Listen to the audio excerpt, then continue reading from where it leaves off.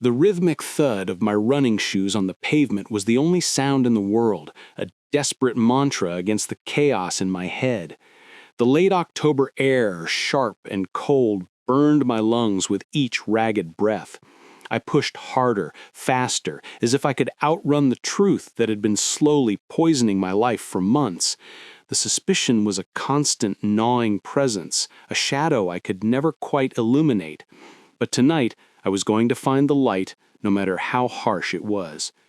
My house came into view, a handsome Tudor on a quiet, tree-lined street in the suburb of Oakhaven. It was a monument to a life I thought I was building, a testament to 20 years of marriage, of shared struggles and victories. Only the porch light was on, a lone beacon my wife, Chloe, had left for me. I kicked off my mud-splattered shoes on the back porch, my body aching and spent. The kitchen was dark, the cool air smelling of the lemon-scented cleaner Chloe favored. I grabbed a water bottle from the counter, the condensation slick on my palm, and chugged half of it in one go. That's when I heard it.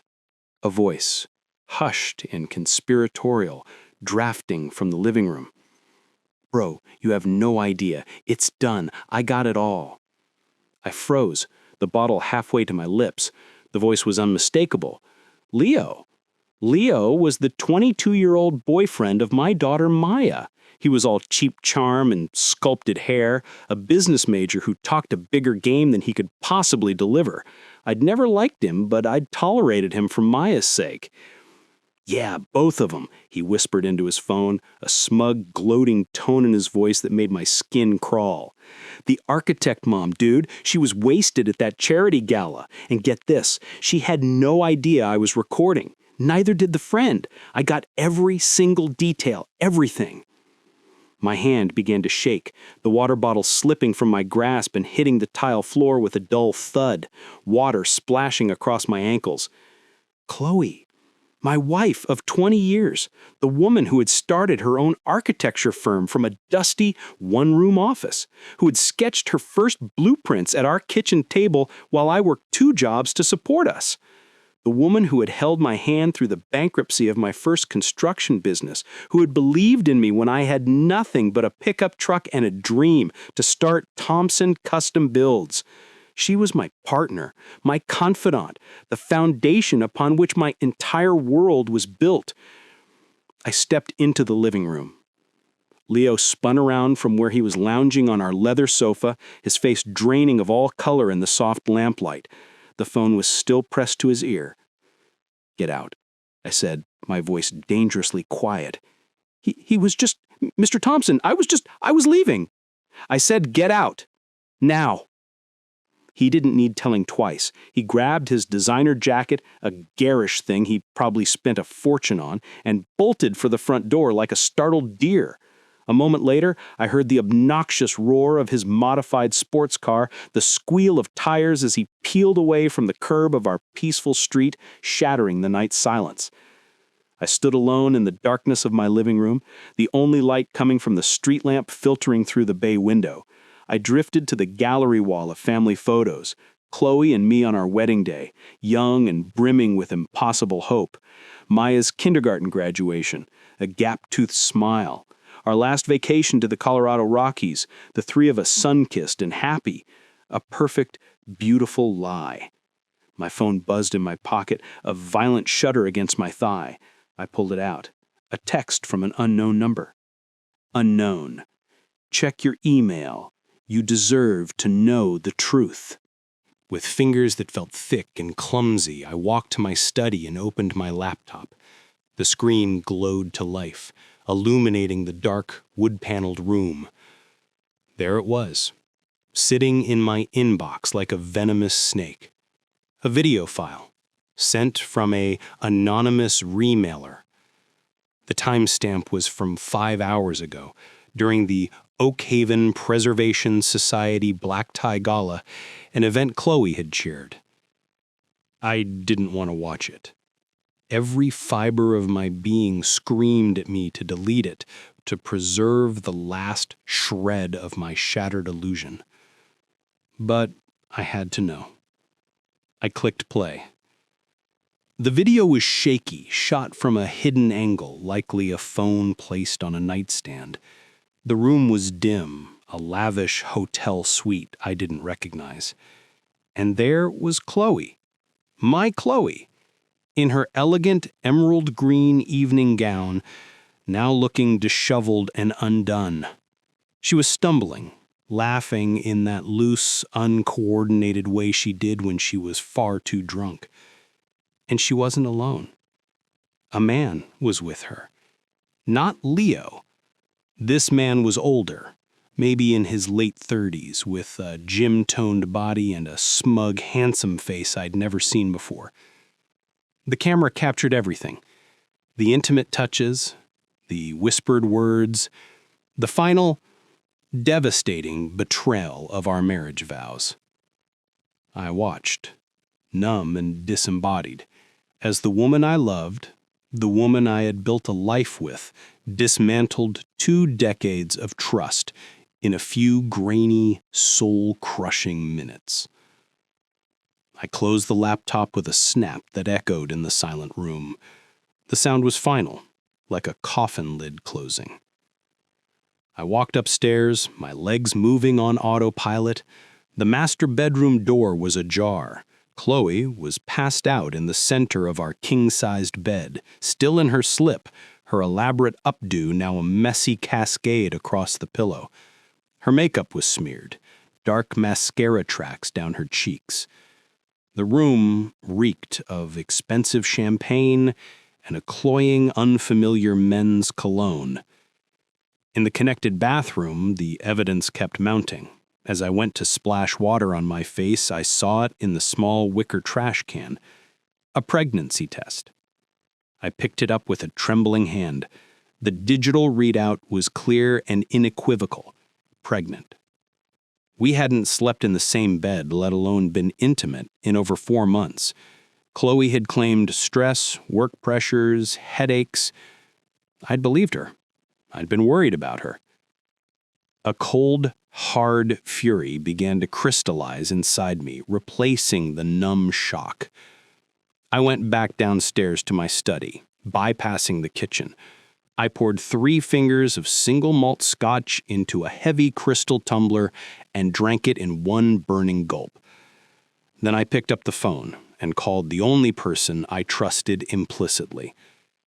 Baxter and Associates, a familiar, gravelly voice answered. Even at this hour. It's Jake. I need to see you first thing Monday morning. Jake? For God's sakes.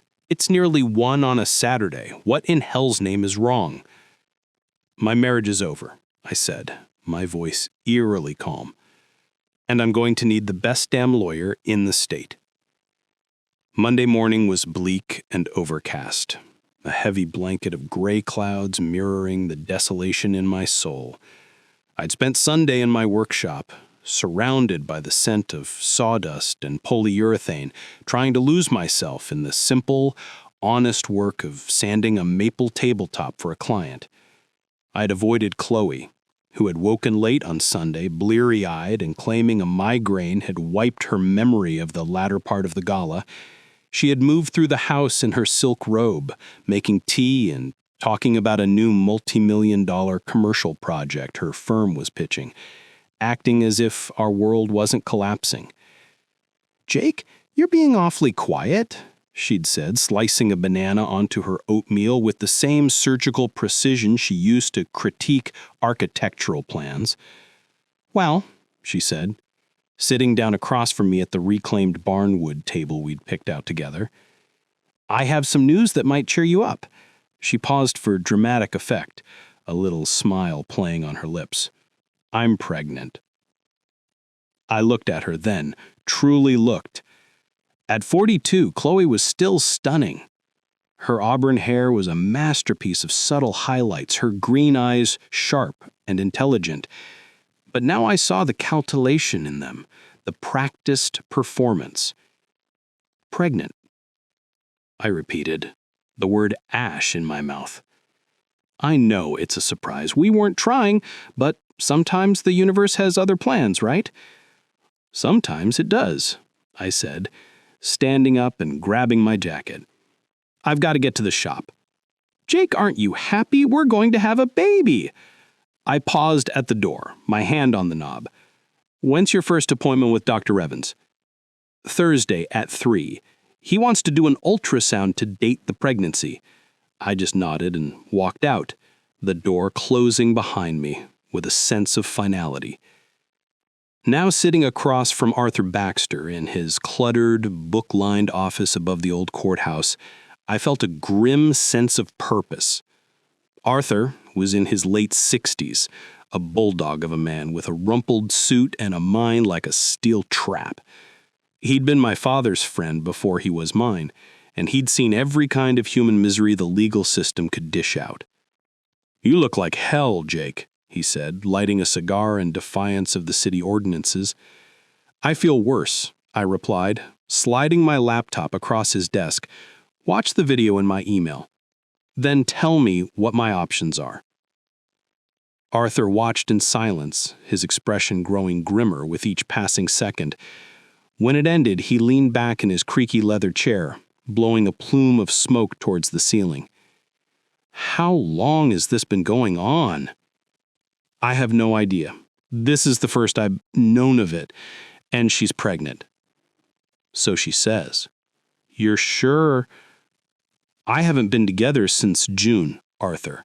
He took a long drag. "This is a no-fault state, Jake. Adultery doesn't carry the weight it used to, but it can still influence alimony, property division, if you can prove it. The problem is your video.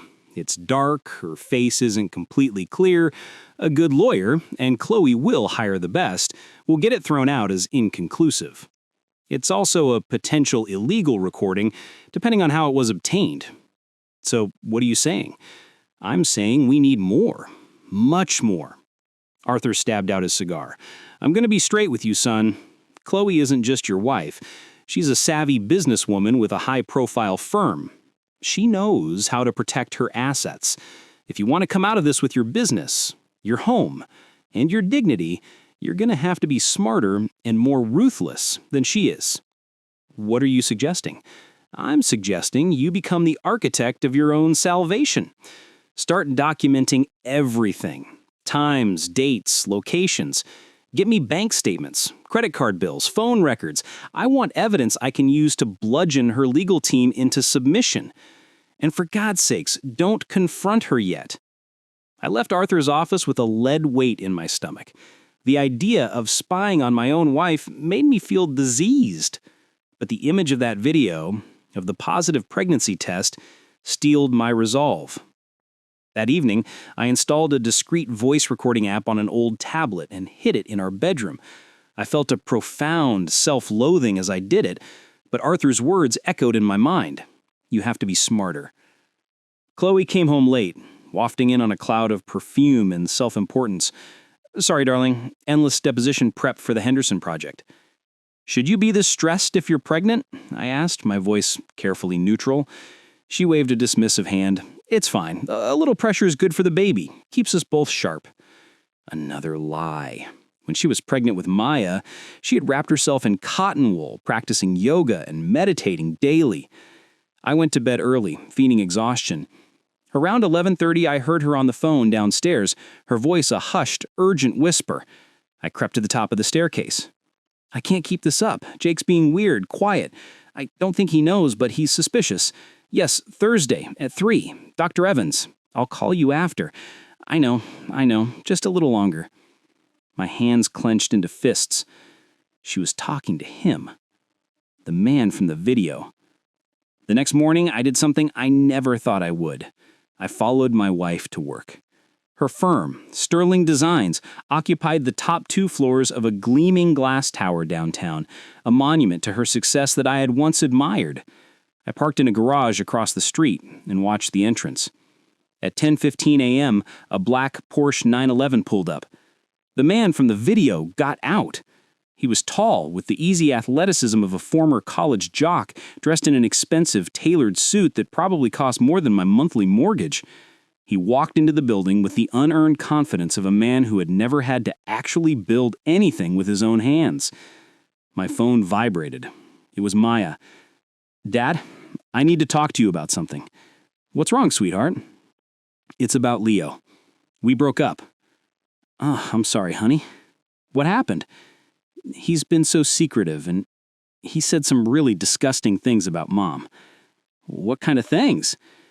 I don't even want to say them, but Dad, I think there's something going on. Something you should know about. Meet me at Luigi's for lunch, I said, my eyes still fixed on Sterling Design's entrance. We'll talk. Over plates of pasta, my daughter looked older than her 22 years. She had her mother's striking features, but my own thoughtful, serious eyes. Leo was bragging to his friends, she said, pushing her food around her plate. About Mom. He said he had videos. I put my fork down. Did you see them? God, no. But his friend, Tyler, told me. He thought I should know what a creep Leo was being. I didn't tell you sooner because I thought he was just making up vile stories to seem important. But you don't think that now? Her eyes glistened with tears. It's true, isn't it, Dad? Mom's having an affair. I reached across the table and took her hand. I think so, yes. Who is he? I don't know yet, Mayim, but I'm going to find out. That afternoon, I closed the shop early and drove to the cabin. It was a modest A-frame on 10 wooded acres by Silver Lake that I'd bought and renovated myself years ago as a sanctuary. Now, I needed its solitude to form a plan. I called Arthur from the dock. I need to hire a private investigator. That's a pricey road, Jake, and the evidence has to be obtained legally. I'm not worried about the cost, Arthur, and I'm not just planning to use it in court. There was a long, heavy pause in the other end of the line. Jake, what are you planning to use it for? I haven't decided yet. Arthur gave me the name of a man in the city, a former federal agent named Marcus Thorne. I called him immediately. I can have a preliminary dossier for you within 48 hours, Thorne said, his voice calm and professional. Full-scale surveillance is $800 a day plus expenses. Do it, I said, without hesitation. I want to know everything. That evening, Chloe came home with a bouquet of my favorite calla lilies and a bottle of expensive Burgundy. I thought we could have a nice dinner, she said, kissing my cheek. Just us.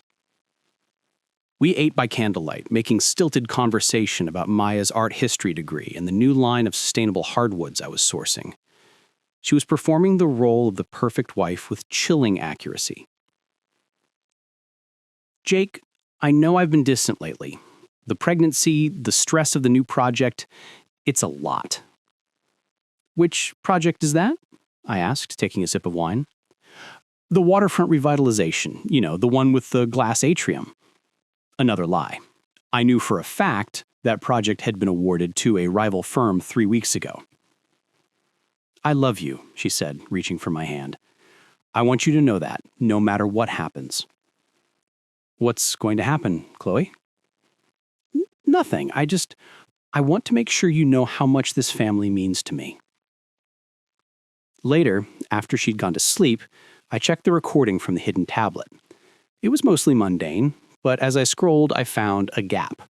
From 2 p.m. to 3:30 p.m. while I was at the cabin, Chloe had come home early.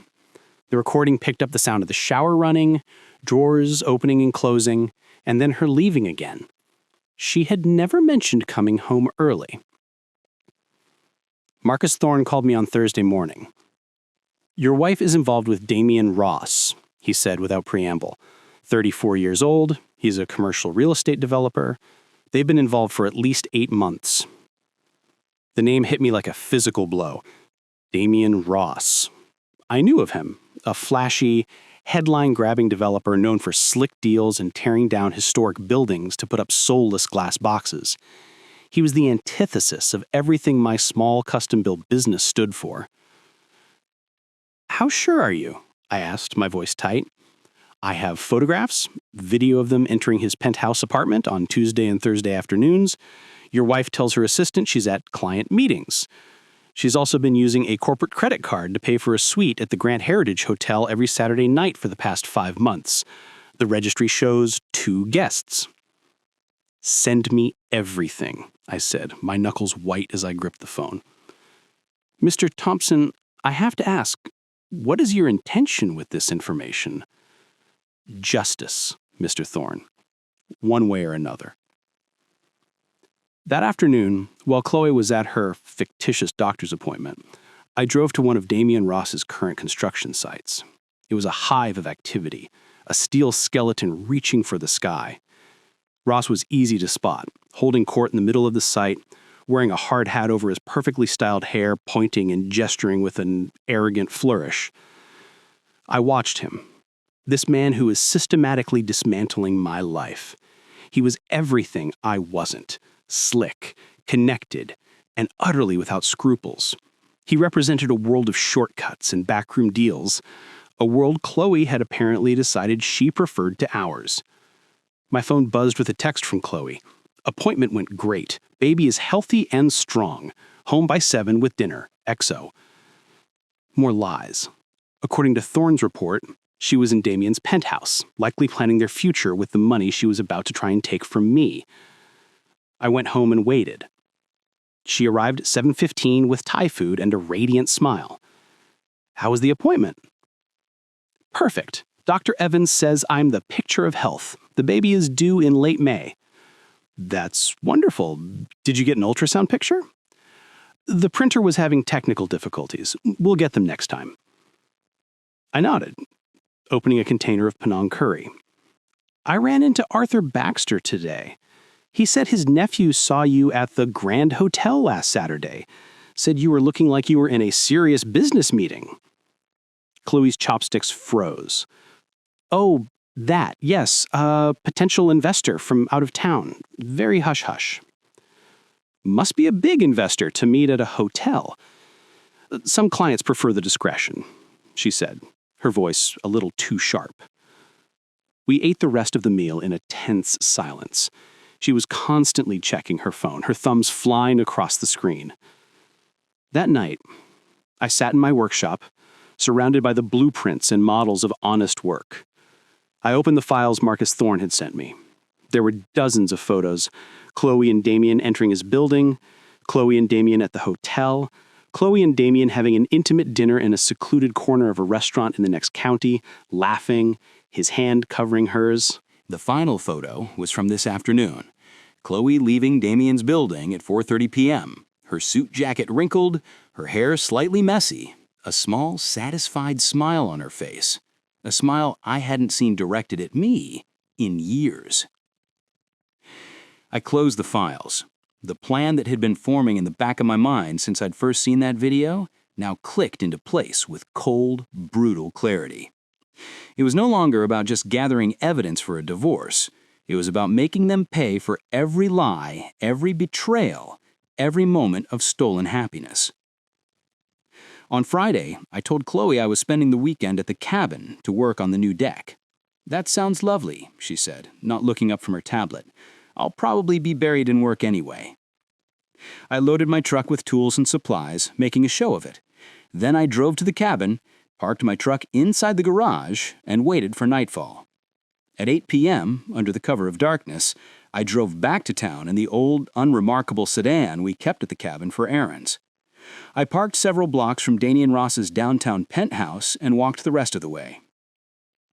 I knew from Thorne's reports that Chloe's BMW would be parked in the underground garage.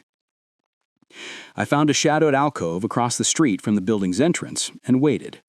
At 9:20 p.m., her car slid into the secure entrance. I gave it 20 minutes, then used a key card Thorne had acquired to access the service entrance.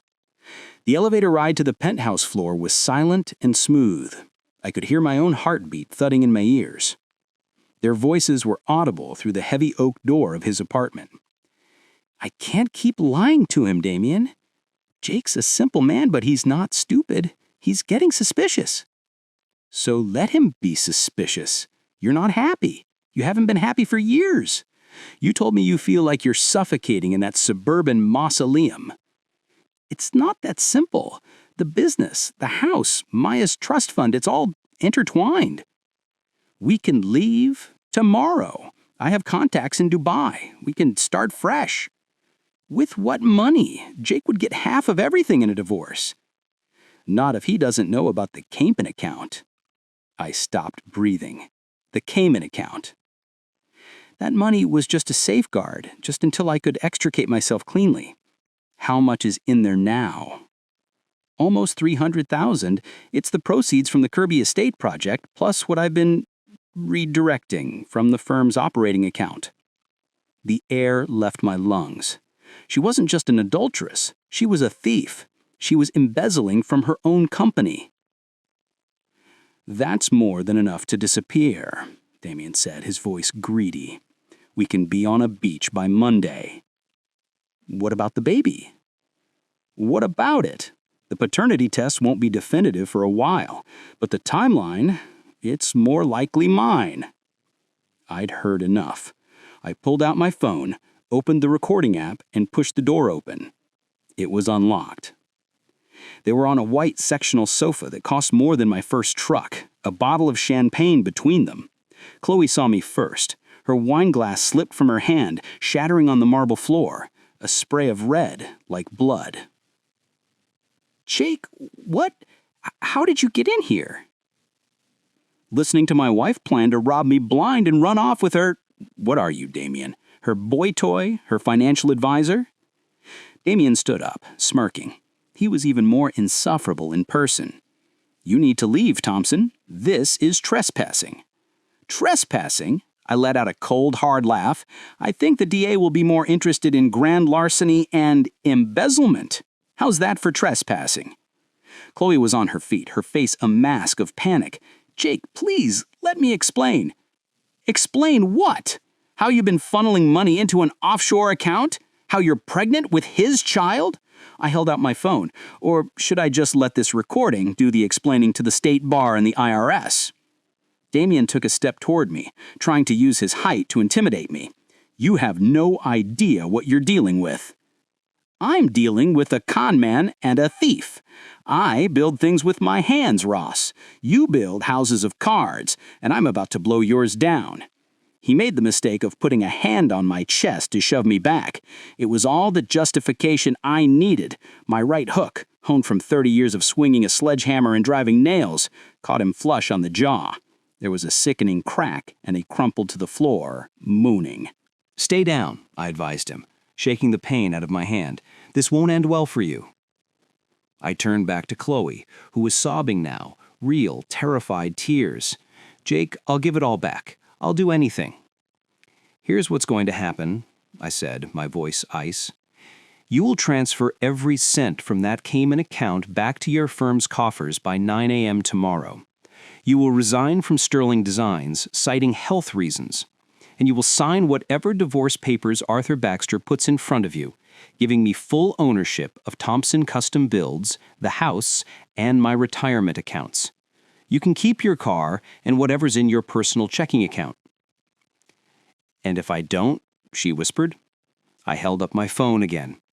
Then this recording gets sent to every one of your partners, every major client, the Oak Haven Gazette, the State Bar, and the District Attorney. You'll lose your license, your reputation, and you'll very likely go to prison. Your choice. I walked to the door, then paused, looking back at the wreckage of my marriage sprawled on $1 million rug. Oh, and Chloe? Don't come home. Find somewhere else to sleep. You're not welcome in my house ever again. The fallout was swift and brutal. In a small city like ours, scandal is a currency that spends fast. By Monday, it was known that Chloe Thompson had resigned from her firm and that Jake Thompson had filed for divorce. The official story was irreconcilable differences, but the whispers in the coffee shops and on the job sites told a different, more accurate tale. I opened my workshop at 7 a.m. as usual, bracing for the awkwardness, but it never came. Heard you're going through it, Jake, said Frank, a plumber I'd worked with for 20 years, clapping me on the shoulder. Sorry about Chloe, but hell, everyone knew she was getting too big for her britches. That woman always looked down on the people who actually got their hands dirty, added Mrs. Gable, for whom I'd build a custom library. You're better off. The support was unanimous and overwhelming.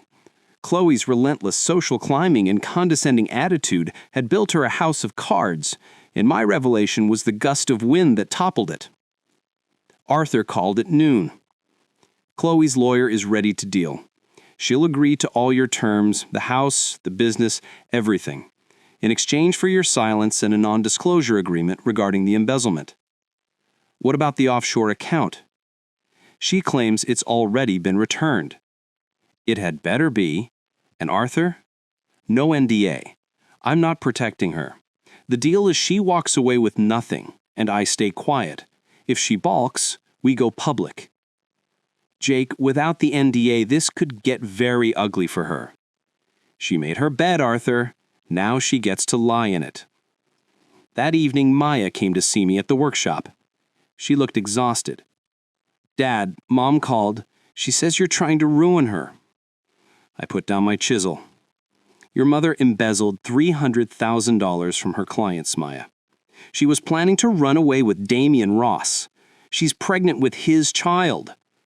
I'm not ruining her. I'm stopping her from ruining us.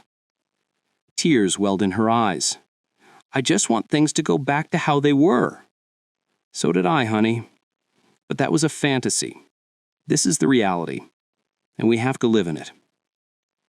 We embraced, my strong, smart daughter and I, surrounded by the honest scent of wood and varnish, the foundations of our new life. The next morning, the visitors came. Marcus Thorne arrived with two serious-looking men in dark suits. FBI, white-collar crime division. Chloe's embezzlement crossed state lines and involved federal banking laws. I gave them everything. The recordings, the financial documents Thorne had compiled, the timeline. I was a cooperating witness. Chloe was not just facing divorce, she was facing a federal indictment. The woman I had loved for half my life was a criminal. The realization was somehow less painful than the betrayal had been. It was just a fact, cold and hard. I met her one last time, at Arthur's insistence, in a sterile conference room. She looked hollowed out, the glamour stripped away, leaving a brittle, frightened woman. It was never supposed to be like this, Jake. What part? The affair or the theft? Any of it. I was lonely. You were always in your shop or on a job site. You lived in a world of wood and nails. I lived in a world of ideas and ambition. Damian understood that. He understood that you had access to client funds, I corrected her flatly. He saw a mark, and you were it. I was going to pay it back. It doesn't matter, Chloe. You broke the law. You broke our vows. You broke our family. There's no coming back from that. She stared at me, and for the first time I saw genuine fear in her eyes. Not fear of losing me, but fear of the consequences. What do you want from me? I want you to stand in a courtroom and admit what you did. I want you to take responsibility. No more lies. No more excuses.